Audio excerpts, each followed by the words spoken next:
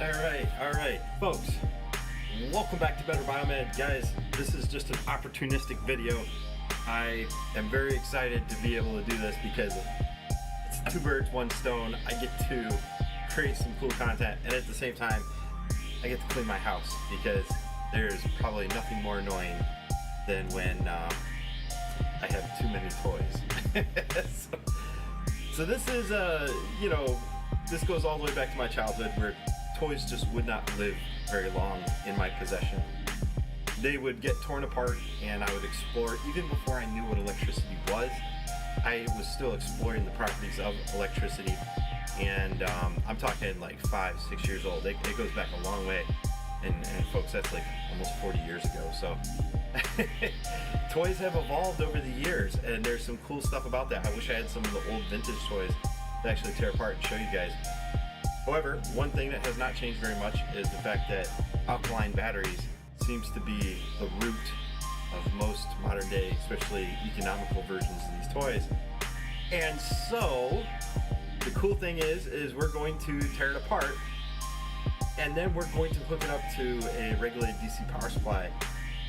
We're going to give it a little bit extra juice, and we're going to see what happens, because believe it or not, the circuitry of many devices out there is relevant to the power supply.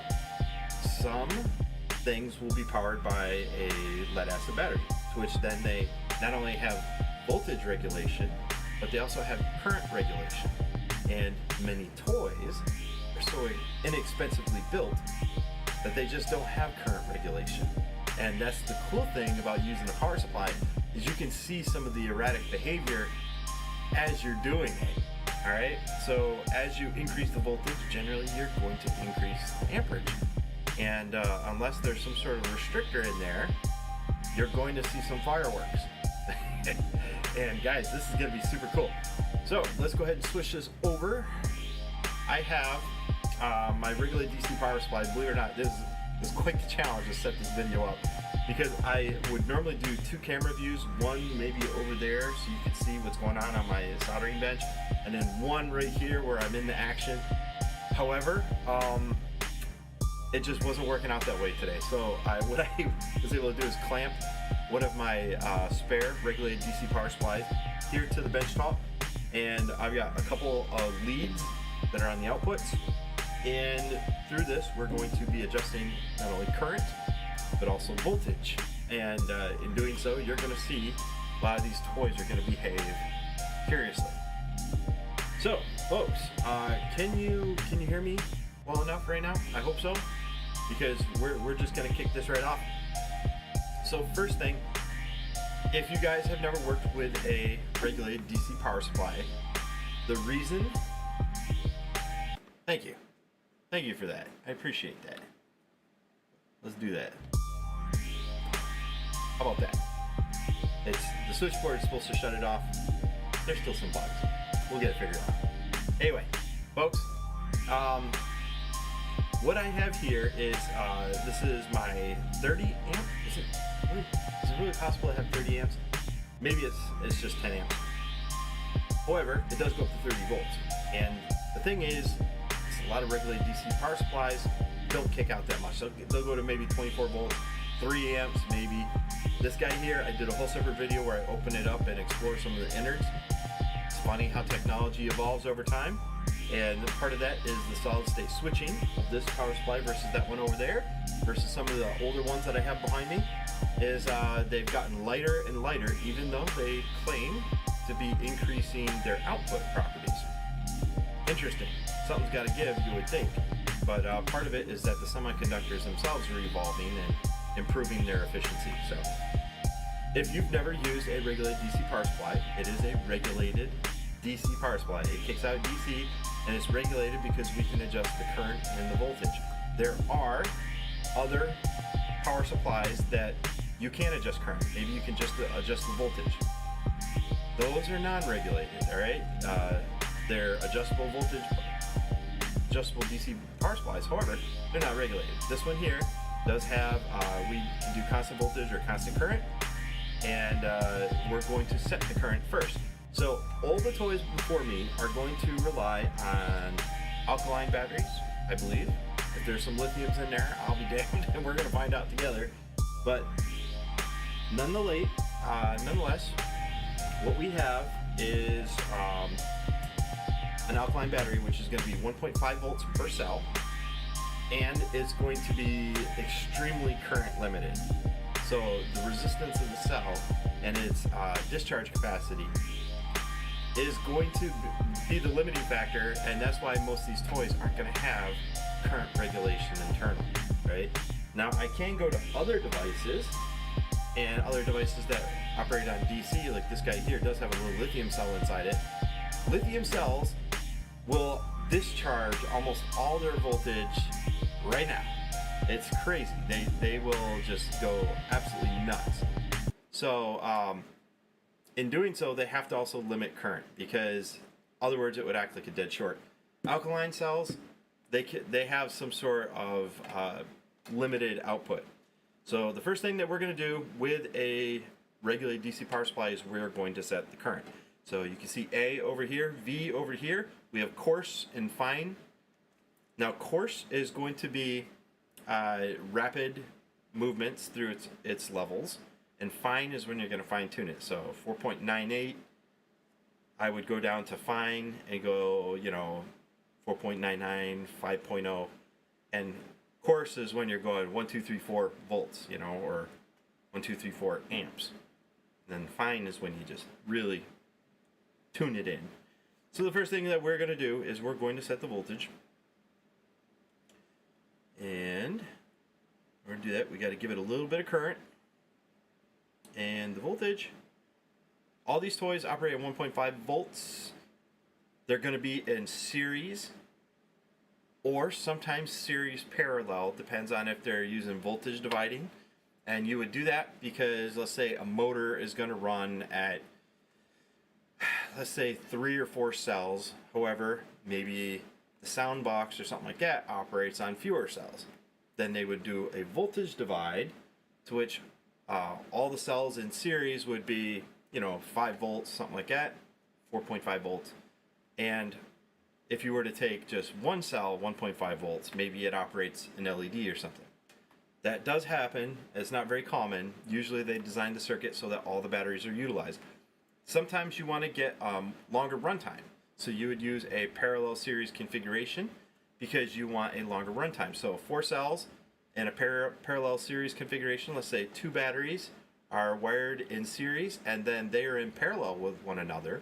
And that would give you a series parallel configuration, and that gives you a longer runtime at that 5 volts. So 2 cells, correction, that would be 3 volts. So 3 volts, a parallel series configuration, 4 batteries, or if you put them all in series, you've got 4 times 1.5 volts.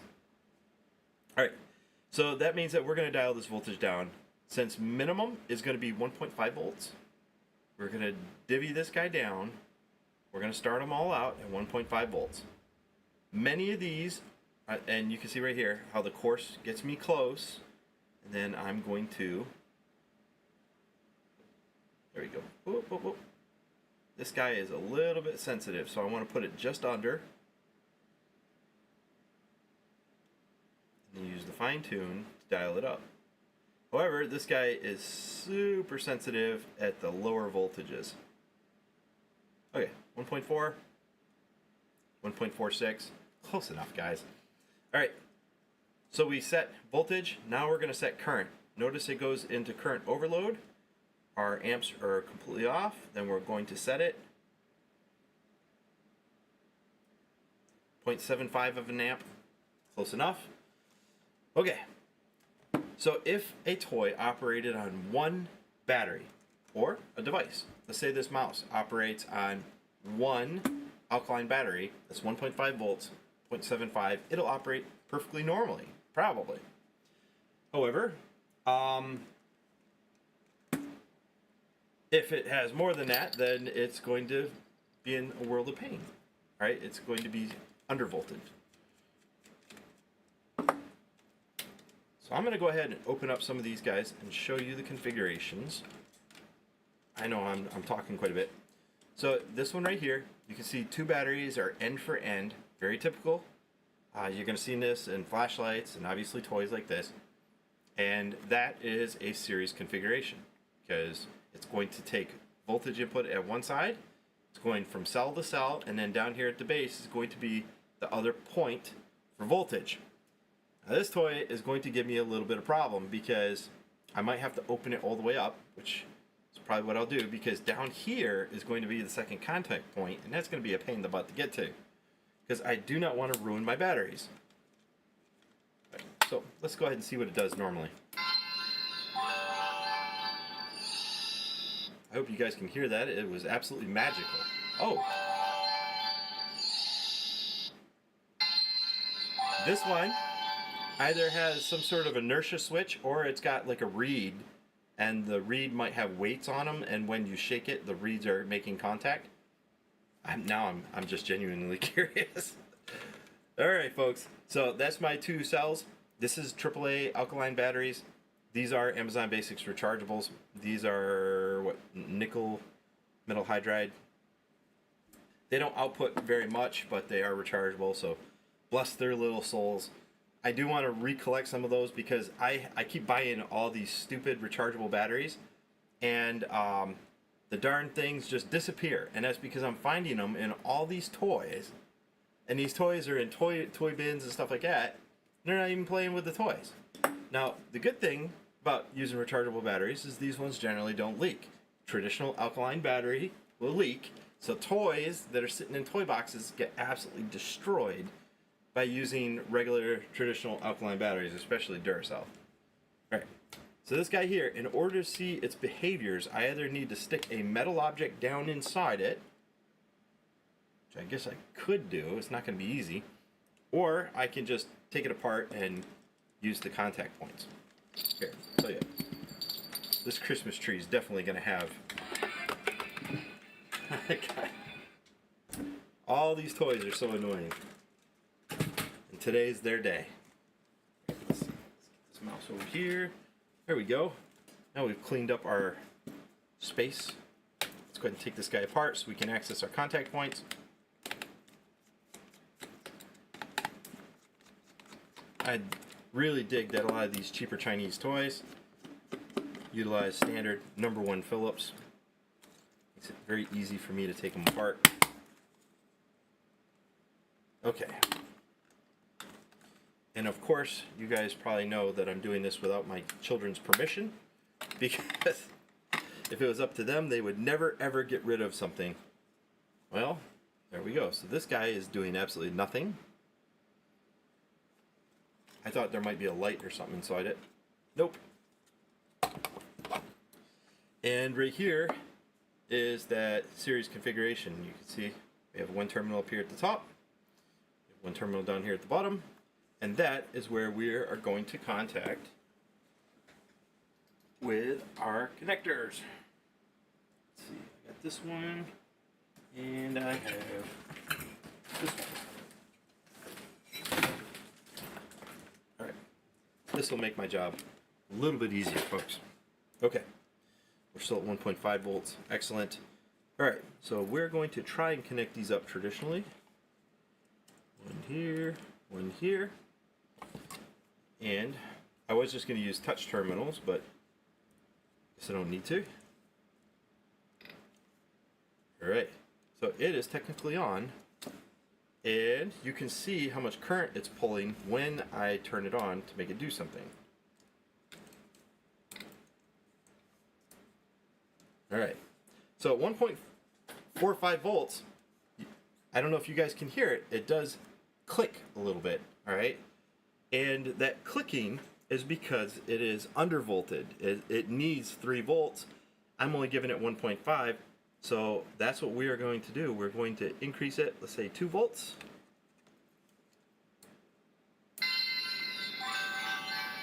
Look at that. It only needs 2 volts in order to do its magic. However, okay. It looks like, okay. So at 2 volts is all it needs. We're giving it 3 normally. But that's because they don't make a 2 volt cell.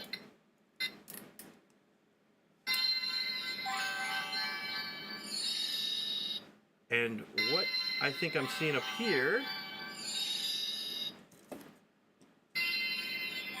that's gonna be so annoying. Okay, I think this might be a little gyroscope. Ah, there we go. There's the proof. Okay, so often gyroscopes look like these little chips like you're seeing here.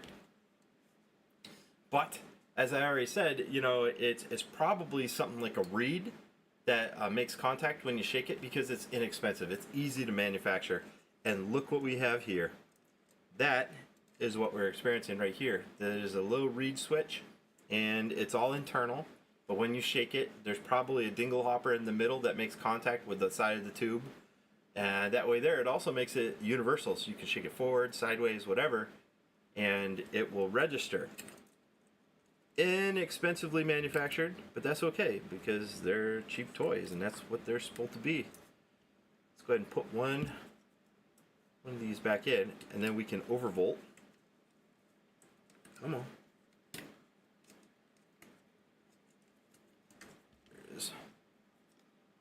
You know, I'm sitting here trying to clean the house and trying to clean my shop, and that's why we're doing this video today,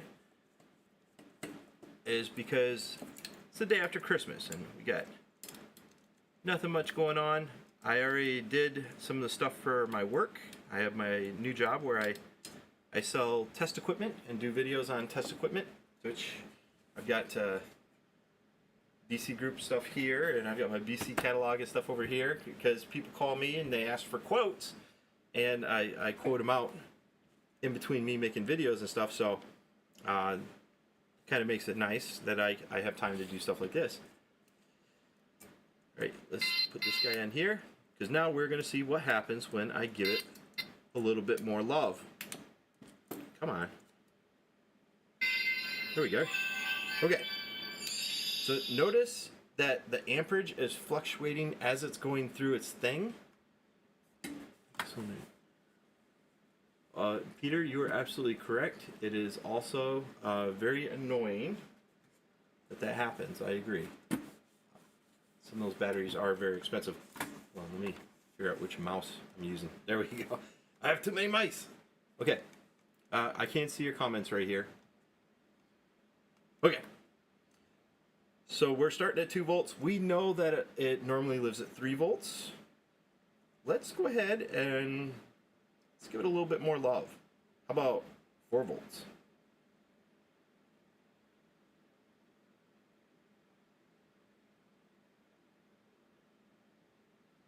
There we go. 4 volts. Whoa! Folks, it got way louder. Holy cow. And I have a giant wasp right here. Where did this guy come from? Hold on, hold on. I think he needs to meet my heatsink. Folks, where the hell did that guy come from? Look at this wasp. This guy's huge. All right, he's going in my sink. Sorry about that, folks. That's what happens when you do stuff live. So what happened is the amplitude increased when we increased the voltage. It is actually almost piercingly loud right now. Amperage also goes up. I don't smell it getting hot yet. So, you know the game, guys. Take it up to 5 volts. So that would be the equivalent of, well, 4.5 volts is 3 of these batteries in series. Okay. I do have a FLIR. I should hook up a FLIR so that we can see. Okay, 5 volts. All right. So 4.5 volts, 6 volts would be our next goal.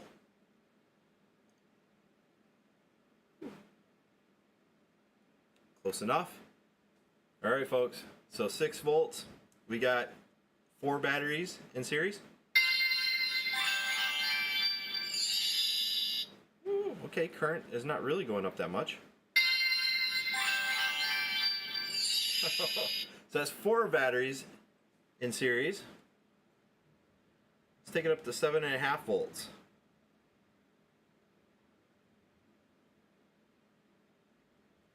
7.5 volts. You got 5 batteries in series.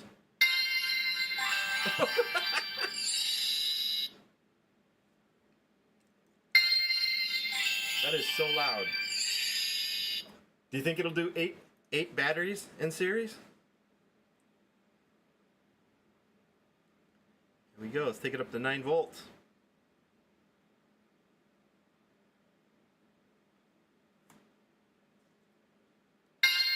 Wow, it's so loud. I should have a decibel meter here. We're up to 0.2 of an amp. So I would expect this guy's going to start getting warm. Wow, 8 batteries in series. Normally it feeds off of 2. That's crazy. So there is no volume control on this guy. You would think it would cap out, but it's going to keep increasing the amplitude with its voltage. Just going to keep on going. All right, 8 batteries. Let's do it. 10.5 volts.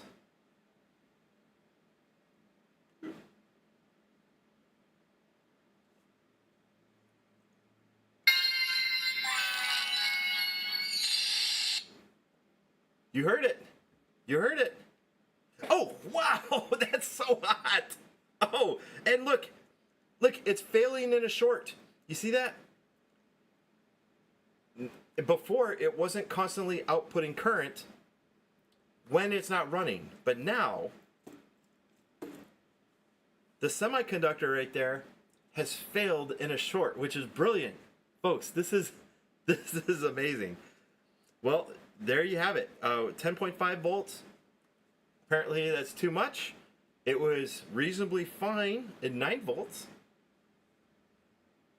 That's way higher than I was expecting. Yeah.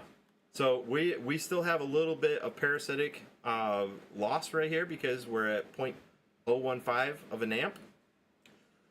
You know what we gotta do, folks? This guy goes up to 30 volts. And notice how the amperage is going up as well. This guy's probably going to start getting hot. 20 volts. Oh, and look.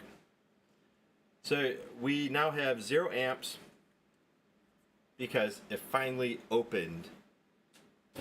Went from a short or partial short, and it finally opened.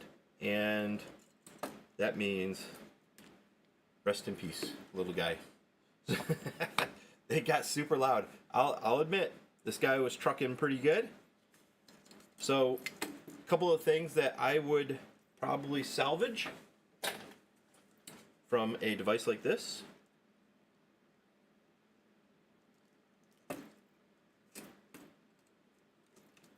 One of the first things I'm going to salvage is this slider.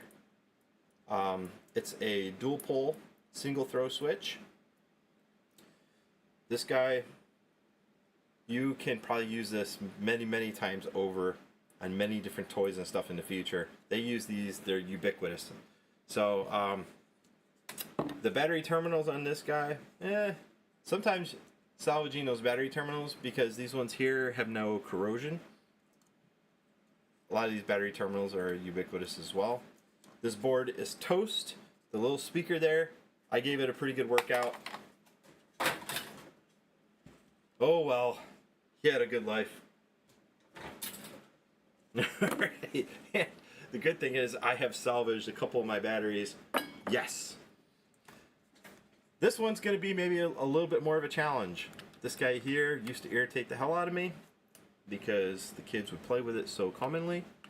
And then they abandoned it and they don't care about it anymore. So here we are. This is a Rhythmic Recall. It's a generic version of the what? How was that thing called back in the 80s and 90s? Oh, wow. Okay. So here we have 2 button cells. These are 1.5 volts, and you can see that they were in series. I do not have to open this guy because it's not going to be necessary. You can click it on. I need to find a way to get a terminal down there.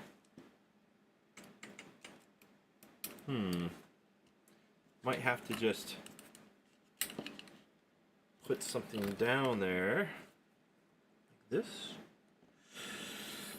Yeah.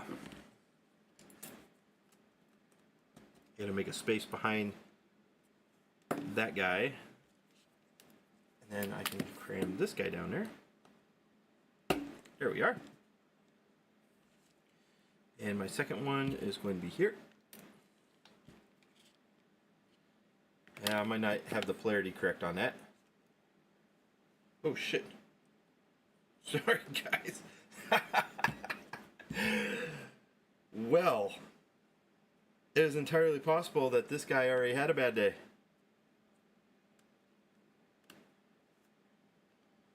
I connected it at the full like 30 volts. Whoop. We'll see. So 2 batteries together.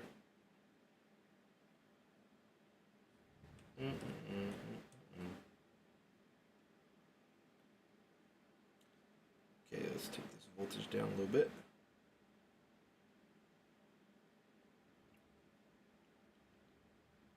I don't even know if it's working anymore because I did hear a little pop. Let's try the 3 volts.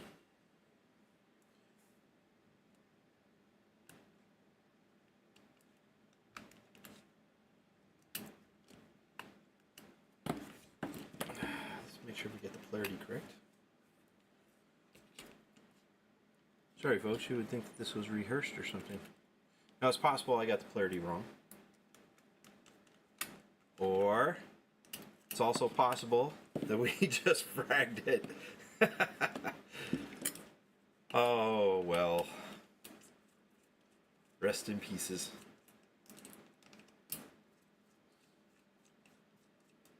Note to self. Always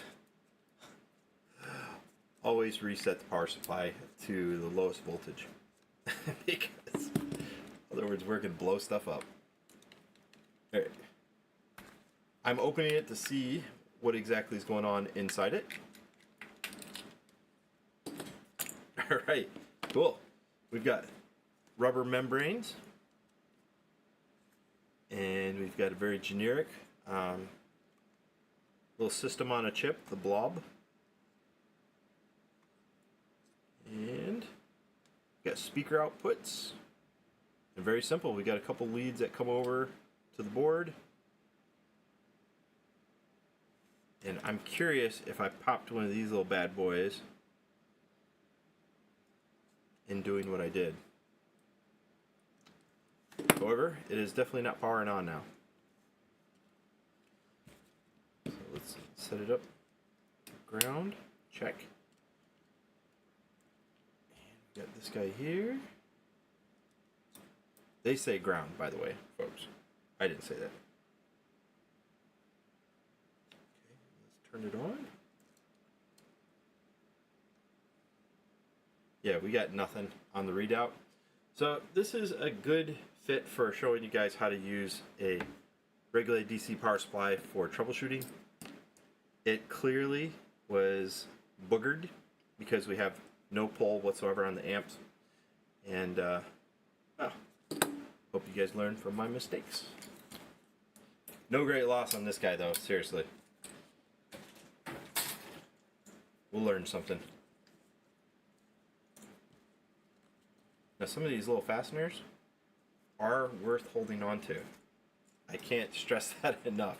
There's so many toys and other devices that will lose little fasteners like that. Okay. Now this one here. This one here is a very annoying microphone. Another microphone, but this one sings.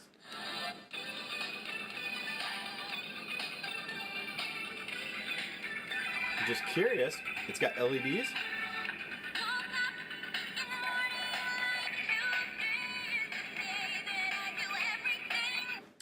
Okay, so it does sing. It's got some light ups. Interesting. That means it's going to be a little bit different tech on the inside. I think this is only one battery. So that's 1. Oh no, look at this. Oh, man, this is what I love about opening up toys. You're always going to see something new. We have 3 batteries, folks. 3. And like I said, I don't know if it's all in series or whatnot, the only way to find that out is probably to open this guy up and take a look. The LEDs could possibly run off one battery while the music could play off the other. Who knows? Let's open it up.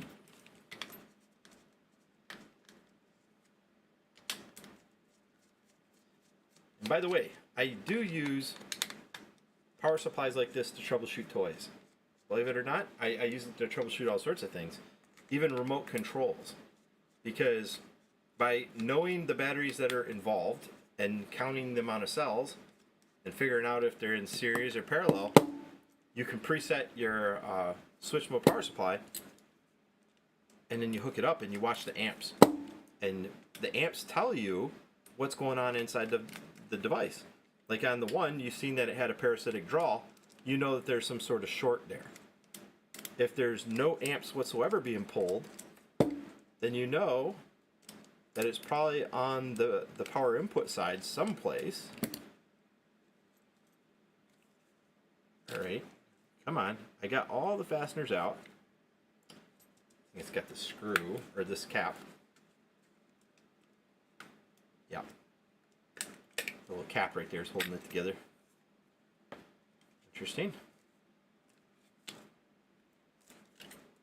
Come on. There it is. There it is. Nice and easy. I'm actually really surprised. The fitment of all these parts was perfect.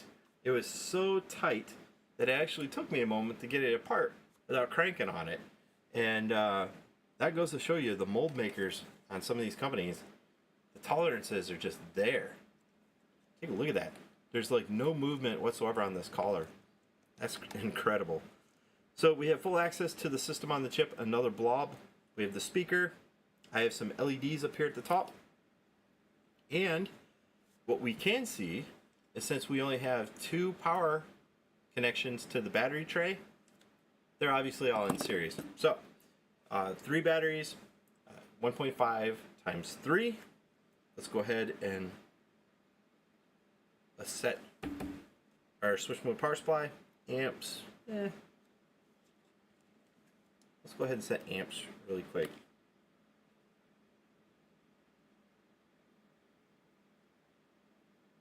These are just button cell batteries, so we're going to set it at 0.5 amp. That's plenty. Okay. Let's go ahead and connect up these wires.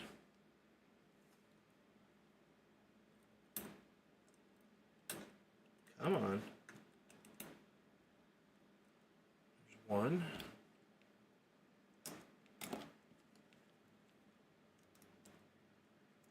It's not working out. There it is. And now, the rubber membrane would normally come right here and short these contact points. You can barely see it right there. So I'm going to short the contact points with a screwdriver.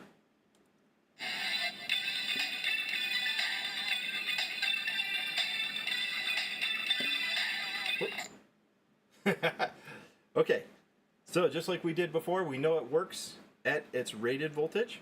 Let's go ahead and try it at 1.5 volts. 1.46, sure. So that's the equivalent of 1 alkaline battery.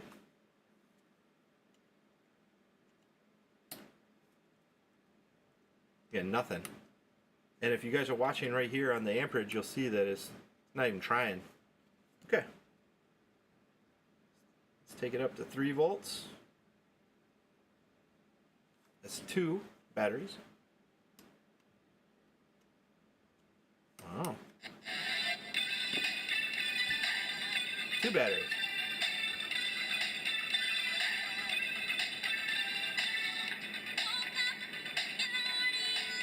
Okay.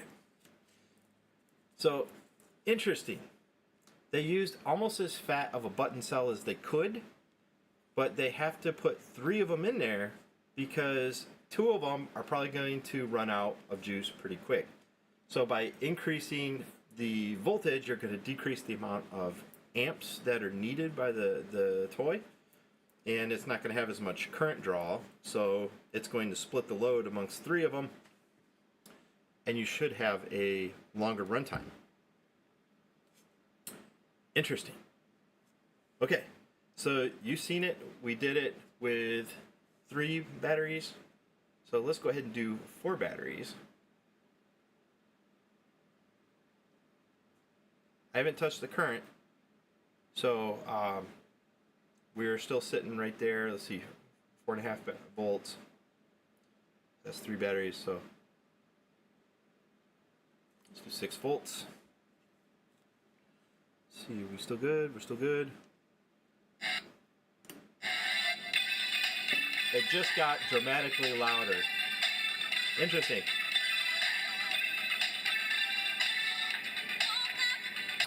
Okay. So, that is cool. There is no current limitations. They're relying on the maximum current output of the batteries. And so, as we increase the voltage and whatnot, it's not really expecting it. It just gets louder and louder until this one's probably going to short circuit exactly like the last one. We'll do 1 more voltage. Let's take it up to 8 volts. So 8 volts, there we have it. That's the equivalent of 4 of these little batteries. Boy, I can't even think. 6 volts is 4 of these batteries. So this is just a little over 5 batteries in series. Alright, let's do it. Hear it? The tone is changing as well.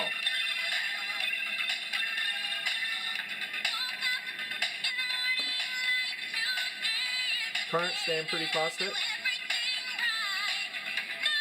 Okay. So this toy here, we already know what's going to happen if I keep increasing the voltage. There's not going to be any surprises, and that means that we're not going to learn anything. So I'm not going to continue to pump juice into it. I will save this one for another day. That and my youngest daughter would probably be so upset. Alright, let's go ahead and put this guy back. With all its pieces. So that we can get to maybe catching some toys on fire. That guy is not going to catch on fire. It's just going to short out the blob, and that's it. So, as before, I said before we connect a new toy, we got to reset this guy. So we're still sitting at 0.5 amp. Let's go ahead and take it down.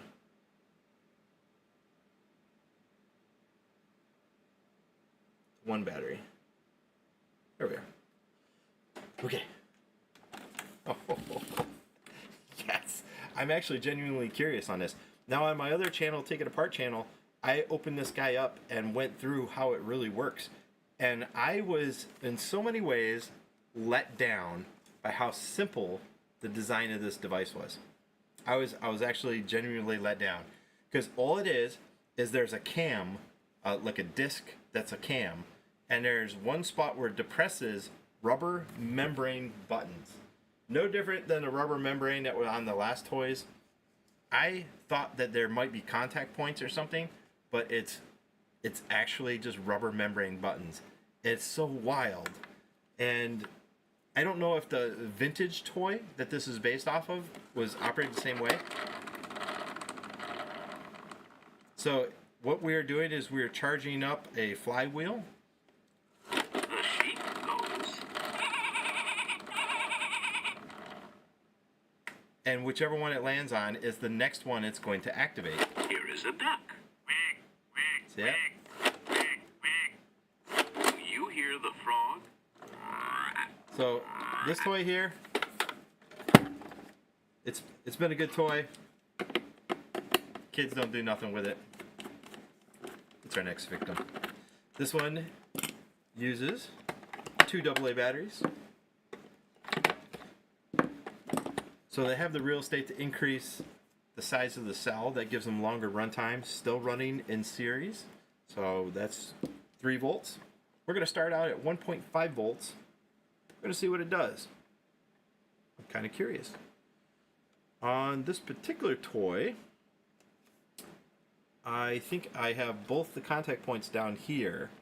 So this one down here is just a jumper between the two cells. That means I've got to connect to this one and to the other one. Not the easiest thing to do. Let's try this one here. And the last one worked pretty well, where I just kind of crammed something behind this guy.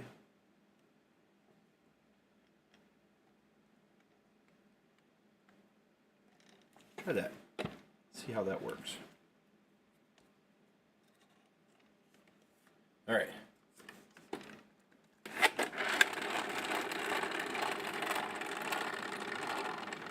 So at 1.5 volts, it's not enough. Not enough juice, folks. Let's go ahead and let's increase it to the proper 3 volts that it's looking for.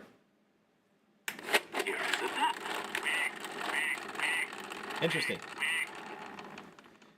So this guy needs 3 volts for that little blob system on a chip that it's got. But folks, you know what I'm going to do.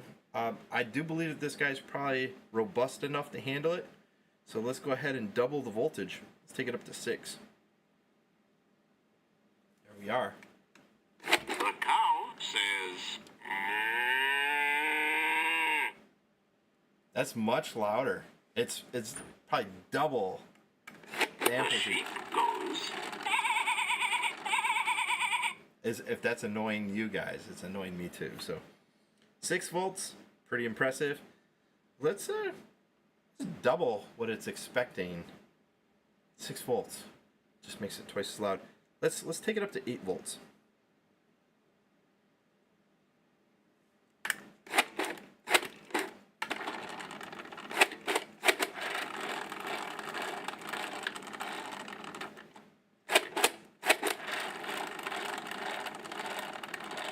Doesn't like that, folks. Does not like it. Okay, we're still connected. Let's turn the voltage back down. the cow says, Wow. Okay. I don't know if this thing has a protection mode. I don't know why it would. But when it went over voltage, it quit working. And then when I took it back down to normal operating, well, close. I mean, it's 5.5. the cow says, It quit. Here, let's see if I can turn it up while it's speaking.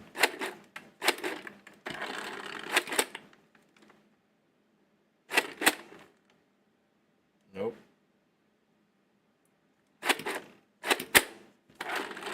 here is a duck. Okay. At like 6.5 volts, it cuts out. Interesting. Okay. If you want to see more about what's inside this guy, check out the Take It Apart channel. And see, I did a full teardown on it. It's a pretty cool device. Interesting that it has a protection in there, or maybe it's a fault. Either way, there's no sense in blowing it up because it shuts off. And did we fix it? Did we permanently break it? Here is a duck. You can tell this toy's had a rough life, but is what it is. let's get to some of the other annoying toys.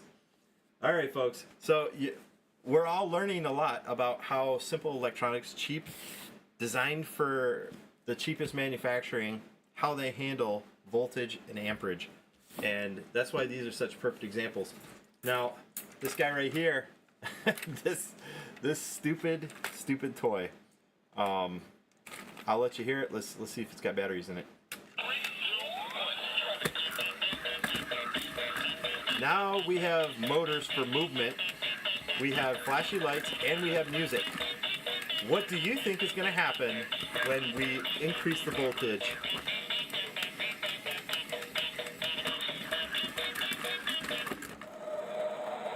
Okay. So, it's an impressive little toy, kind of annoying. But we have multiple things going on. It's not just speaking anymore. Now we have motors in the mix. And I can see that I already had to fix this guy once before because it wasn't working correctly. I can see where some of my rechargeable batteries disappeared to. Look at that. So here's one of the interesting things about rechargeable batteries is the terminals are recessed a little bit compared to a normal alkaline battery. And in doing so, they don't make good contact with some toys, especially cheaper toys. Now this toy here, I believe also had some corrosion a while ago, but what you can see is how I've added aluminum foil to a couple of the contact points because the battery just did not stick out far enough to actually make physical contact. So I had to build up the terminal with aluminum foil. It's ridiculous, but it's some of the things we have to go through. Now on this toy, I have three. You would think it's just a bus bar, but it doesn't look like it. It looks like I have three separate contact points, which in the beginning of this video, I talked about how some toys use voltage dividers. Maybe it's just using the flashing lights off one battery. It's using the motors to take all three batteries, and maybe the computer is using two batteries. It's entirely possible, and some devices do it that way. This is how you would expect to see it. Now, in other toys, as we already showed, there's a bus bar that connects the contact points. And that's how you know they're in just a regular series circuit. But if these are separate and there's taps that tap off certain batteries, which are certain voltages, then you know that it's using it as a voltage divider and it's not utilizing the strength of all three batteries. You could do some other experiments with that, like just connecting maybe the top one and then the middle one and see if you get different results. Like maybe he dances and he doesn't sing anymore or something. I don't know. But toys are pretty cool like that. So on toys, the two farthest ones are going to be the most voltage. So that's what we're going to do. We're going to tap in here, and I'm going to tap in all the way down here at the bottom corner, and hopefully he turns on. Oh, let's set our voltage. 1.5, no, this is 3 batteries. Let's see it, 1.6 volts. We have nothing on current. Yes! Look at this! He's going so slow! Wow, it's working hard. He's doing it though.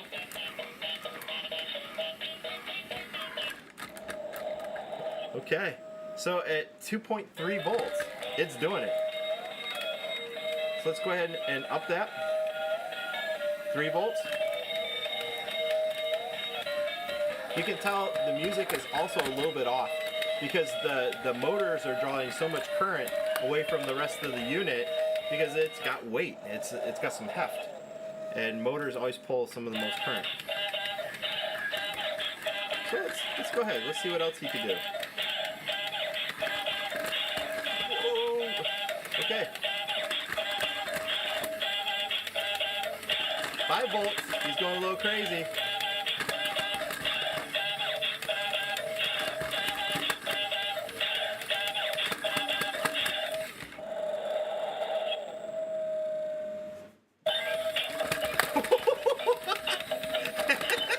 This is so crazy. Hold on. I got stuff all over my desk. Okay, all right. So we're at 6 volts. Uh-oh, whoa! I'm trying to get it to 8 volts, but he's pulling a varying level of current. So crazy. I'm trying to keep him in one spot, folks. Okay, tell you. Let's do this. Let's lift him up so that y'all can see it. He's going so fast. Sounds like the tempo of the music sped up as well. So we're at 6 volts. I'm trying to get it to 8 volts, guys.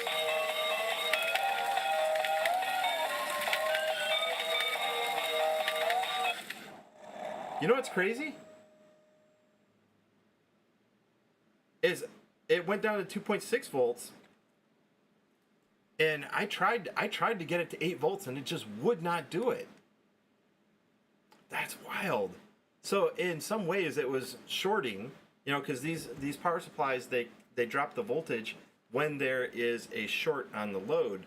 So it was shorting somehow, maybe the motors, and it was not allowing this guy to increase voltage. However, it was increasing output, as you guys seen, and I might have just fragged this little guy. Let's see. Let's put him back down. Okay, it didn't frag it completely because we do have amperage. Okay. Yeah, we might have fragged him. Oh, hold on. Whoa. It's possessed. Okay. Well, you can see it was drawing current even though it wasn't moving. There is definitely not in its normal frame of mind anymore. Okay. You can hear the amplitude, the tempo. Okay, let's see. Let's try it again. I'm trying to keep him in one spot.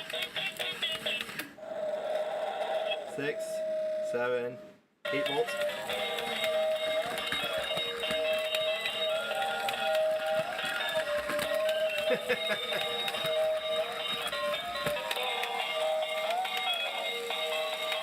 The motors and stuff are acting as a dead short, and it's not allowing me to do it. So you know what we gotta do? We gotta turn it up. Maybe the current. Let's try turning the current up. 1 amp.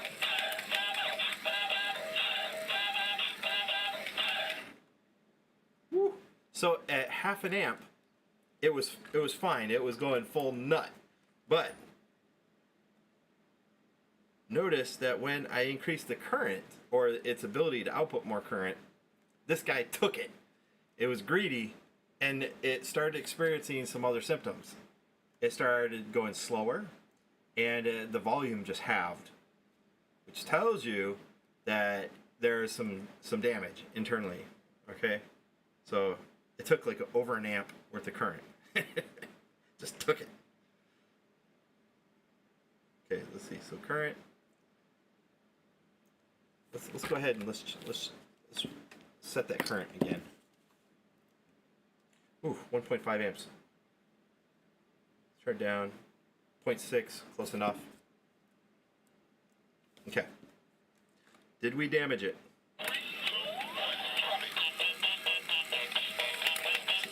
Pretty robust little toy, guys. Look at that. We go to half an amp constant when I went up to 8 volts.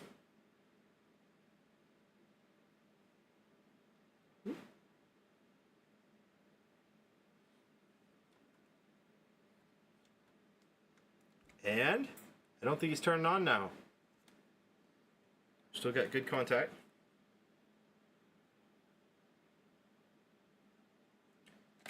Try shutting him off, turn him back on.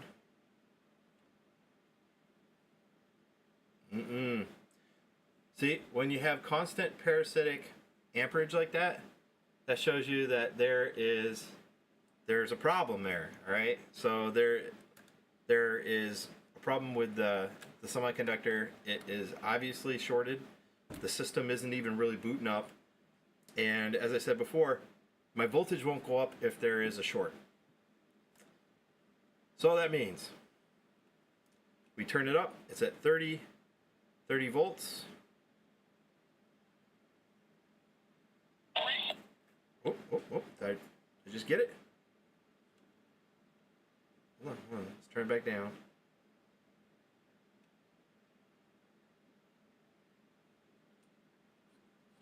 I do believe.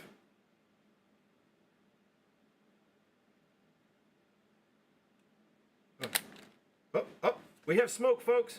We have smoke coming out of his face. Ready? Set.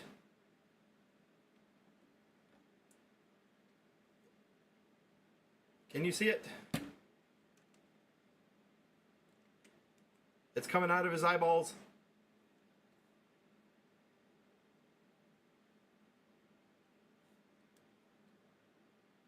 You can see it. Oh, the poor cow, he didn't stand a chance. We're at 30 volts and 10 amps. That is a lot of load, by the way. So, I don't know about you guys, but I'm maybe a little bit curious. Hold on. Let's see one more thing.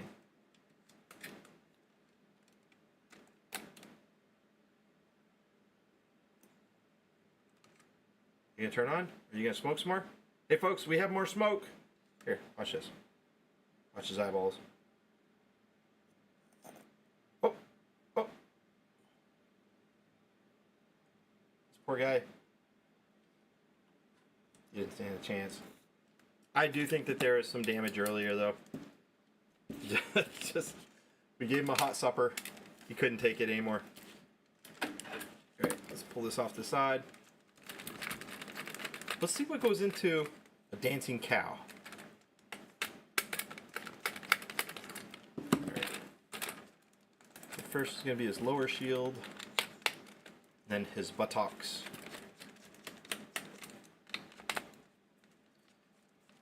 If you guys aren't fascinated with how devices act around voltage and current, then man, I'll tell you. All these type of devices are manufactured to fit a very specific price budget, right? So this cow might have been manufactured so that at its final resting place, it was sold at $20, which means it was probably manufactured with, you know, $1 or $2, and then the store marks it up like 200-300%. It does happen. So who's to say what the original price was? I don't expect this to be manufactured to high standards on the inside. I do believe that what I experienced was the semiconductor failing. I could kind of smell it. Alright, ready to see? Oh, look at this. I was not expecting that. Okay. So the eyes have this springamabobber that just interfaces down here. It's got a slot cut in, and that spring just rides in that slot.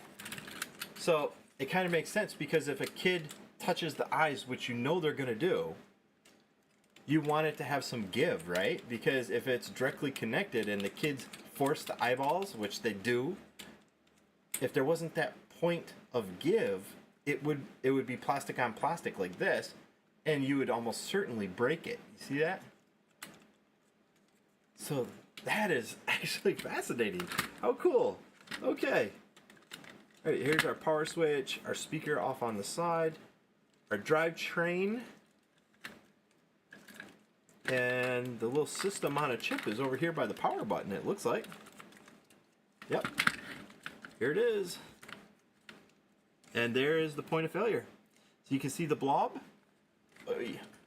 Oh, I should have my microscope set up. So the blob does look like it has a little bit of damage right over here. But this right here is the main chip, probably with the power switching. In other words, that's what diverts power to the motors. So the blob over here is probably going to be for the sound, the programming. And this chip over here is probably for the flashy lights and the motors. I do see that there is a resistor over here by the input power side of the blob.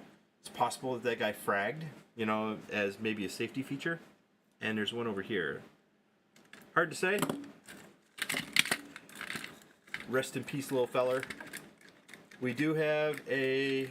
Well, let's see if we can pull it apart. Come on. Gosh darn it. So I do have a gear reduction over here on the motor.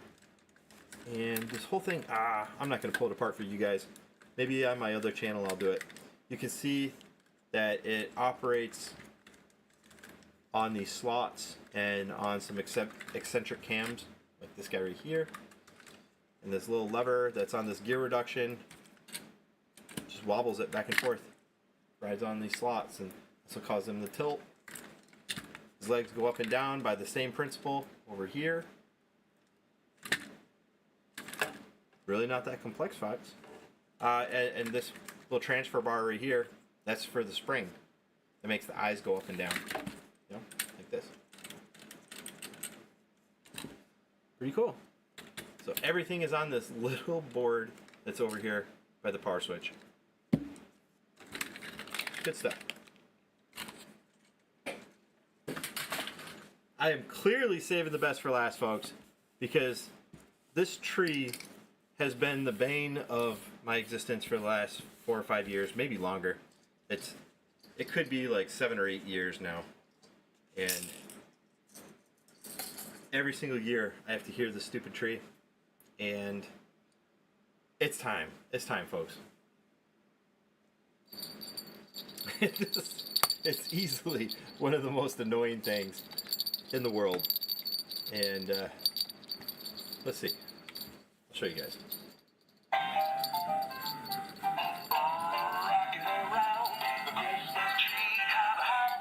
I like how it shows up in the green screen.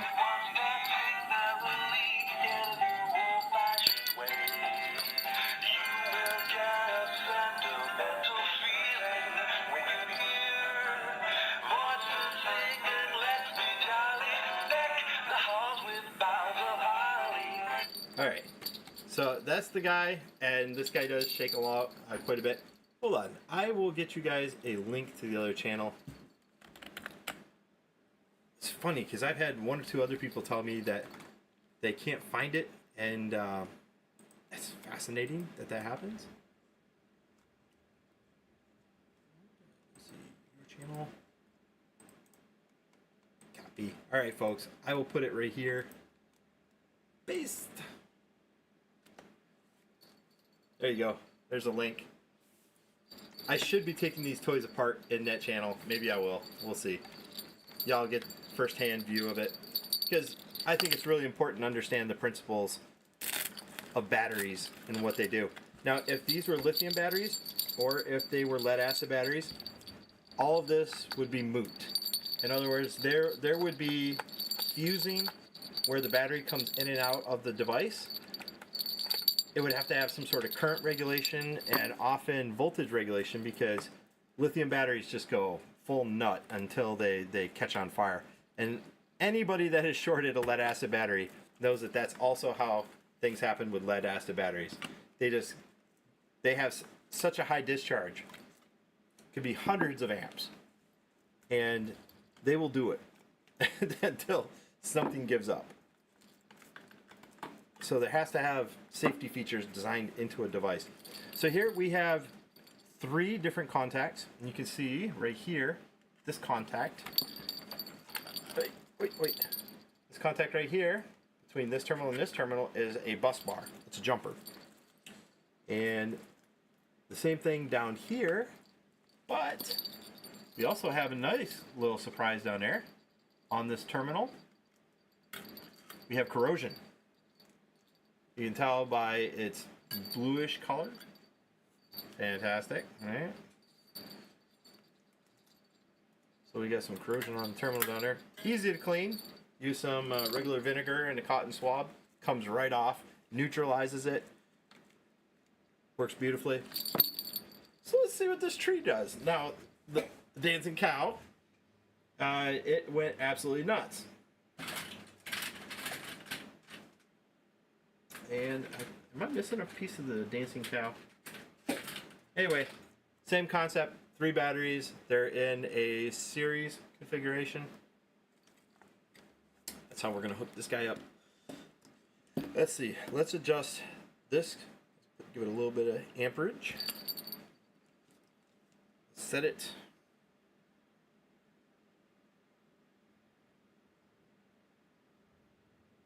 Okay, by trimming it down to about a half an amp, we're preserving the toy from total destruction. And let's go ahead and take it down. You know how it is. 1.5 volts. Come on. You know, this guy right here you can definitely tell a good versus bad switch mode power supply because it's not linear. In other words, like at low voltages, it wants to jump all over the place. And some of my better ones, like my BK Precision over here, is buttery smooth from like 0.1 of a volt all the way up to like 24 volts. Does not go up to 30.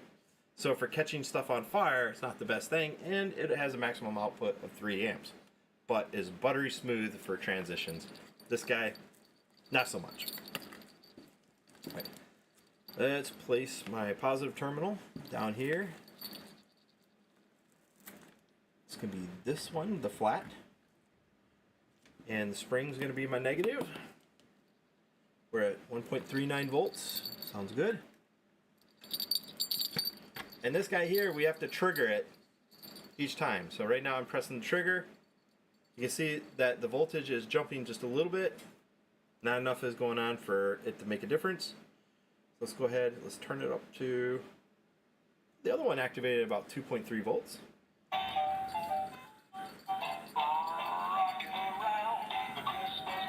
He's going slow, and you can tell when the motors are doing extra lifting, the audio sags a little bit.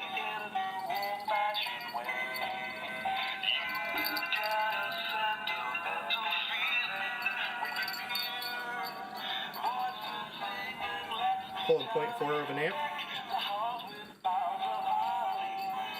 Okay, so at 2.3 volts, it's working. So we know at 4 volts it's going to work. Ooh.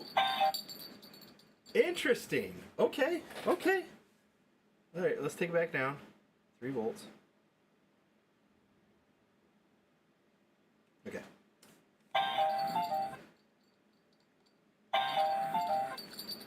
Is that me? Is that my connection? Well, I don't think it's me. I think that it's just boogered. Okay, let's try it again. 3.3 volts. Wow, it's really kind of bugging out. We got good contact here, here, here. I'm checking all my connections, guys. There's many points of failure here, if you can't tell. So, also, it could be that it's not enough amps, and it's shutting off. Let's go ahead and let's take a look. I think it needs a few more, just a little bit more amps. See, and it shuts off. I think it's not happy with that amount of amps. We're going to go ahead and turn it up just a little bit. Let's try it again. It's a little bit happier. Okay, so 3.3 volts. Let's go to 4 volts. He's happier. He's definitely moving more. And let's turn it up slowly. 5 volts.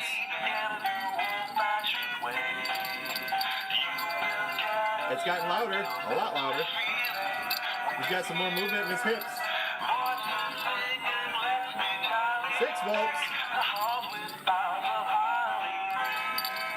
Oh, come on, buddy, come on. There we go. Okay.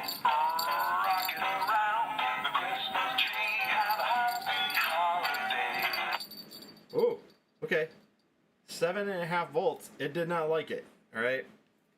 Isn't it interesting that the other toy, this little one over here, the cow, it wouldn't allow me to get over like 4 volts, 5 volts. It was shorting out somehow, and it just wouldn't allow me to get over that. However, on this one here, it allows me to keep going up until eventually I said, we're done. So, I went ahead and I turned it back down. Let's go back to our 3.5 volts. How much amps are we pulling? 1.6. Jesus. 1.6. I'm going to take it down to 1 amp, okay, guys? I'm setting the amps. You short your terminals together, and then you can set your current. Okay, you can see that's going into protection mode. Okay, now we're back. It's still working.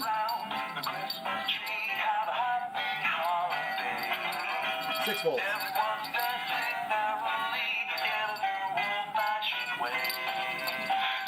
Starting to behave a little erratically.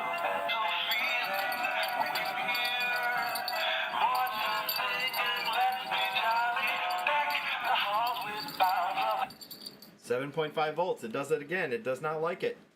Okay. Wow. Okay, so it just keeps shutting off. And unfortunately, it doesn't want to do anything else. Well, gosh darn it. Okay, pull the guy out. So the Christmas tree is a survivor. It's just going to keep shutting off. But it does get louder, and the movements are obviously directly related to the voltage, which should tell you that all it's doing is it's got some sort of solid state relay or just regular transistor switching the motors on, and whatever your input current and voltage is goes straight to the motors, and that's why the movements go faster. Versus some devices, they have pulse width modulation, and it doesn't matter what the input voltage is, it's going to attenuate it because it's going to expect a certain speed. Obviously, that drives up cost. There's no reason why they'd implement that in a toy. However, it's still something to be aware of. So cheaper devices, they have no regulation whatsoever, and you can just keep going. The weak point is always going to be the solid state components because they're designed for these guys. These guys have a very specific internal resistance and a very low amount of current output. So even putting them in series, they're only going to output the amount that one cell can because they have to go through all the cells if they're in series. And that means that your device is protected based on the cells. When you switch over to lithiums, however, lithiums, while they are going to have about the same voltage, they're going to have more of an output than an alkaline battery. So they can output more amps than an alkaline cell. That means that your toy is going to maybe be a little bit louder than what you'd expect, and it's going to run for longer. But as you can see, we doubled the voltage, and we definitely doubled or tripled the amperage. And most of these devices continue lasting. So until you get up to around 7 volts. 6 volts was absolutely fine. So that is the equivalent of 4 batteries. No, 1.5 volts. It's 3 volts. Yeah, 6 volts, 4 batteries in series. You're not going to have that on anything, more than likely. So, folks, there you have it. We learned something together. I was not expecting these toys to behave differently as they did, and I'm kind of surprised. I'm probably going to find other devices, and we're going to implement the same type of system. I'm thinking maybe we move on to regular commercial industrial electronics, maybe some other consumer electronics like radios. How does a radio behave if we double the voltage? Interesting. I do have a battery-powered radio. I also took it apart on the Take It Apart channel, and I just have it sitting over here, so maybe I will do that one next. I got some other things like some drills and whatnot. Maybe we'll hook them up. Take a look. Anyway, folks, thanks for watching. I just figured this was going to be a cool little experiment, and I'm happy that y'all were here on this day after Christmas. You know, got nothing else to do but to clean up, and obviously I'm making a mess at the same time. So I hope you like it. And if you want me to do more of these kind of videos where we destroy things, I think we'll do it. I have many things to destroy. And as long as we're destroying things while learning, it's a good thing, right? So, folks, thanks again. And I hope you all have a Merry Christmas and a Happy New Year. I'm going to be still putting out more and more stuff. What would a blood flow Doppler do? That's interesting, because the Doppler is going to be limited based on the crystal, and the crystal is only going to resonate at a certain frequency. It's only going to receive a certain frequency, I don't know. There are some cheaper ones, mind you. There's cheaper ones that are like Chinese Dopplers, and then there's some really good ones. Like I have a Parks Doppler here, and I guarantee it's going to be absolutely fine because it has an internal lead acid battery. So that means, like I said earlier, if it has a lead acid battery or if it has a lithium battery, it's going to have some sort of current limit in it. And because it also has charge on the Parks Doppler, it's not running off the charger, it's always running off the battery. That means that it's probably going to be absolutely fine. Maybe we'll try that out. That's a good suggestion. All right. Okay, folks. Y'all have a wonderful day. I'm going to go inside and bark at the kids to go and clean up their mess because my kids just made an absolute mess of the house last night. It's one of those things, folks. They're gonna make a mess. Go ahead. You're gonna clean it up. It's their responsibility. See y'all. I'll be releasing other videos over the next couple days, and we'll see. I've got a backlog of videos to edit. What better time to do it than right now during the holiday season? See you guys next time.